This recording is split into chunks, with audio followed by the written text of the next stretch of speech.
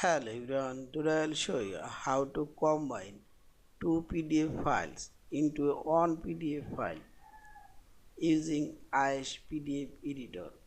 Double click on this EaseUS PDF Editor software and open it. Now click on this pages option and this right sidebar, this page option, click this icon and here you will find this combine PDF option. Click here and select add files and open your folder. External.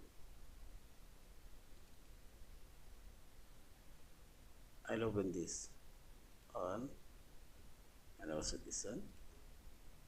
This two PDF file. Select and you can move it up and finally select OK and see this two PDF file now combined into one PDF file, and this is second one and this is first one. And finally select this file option, save or save as a PDF file.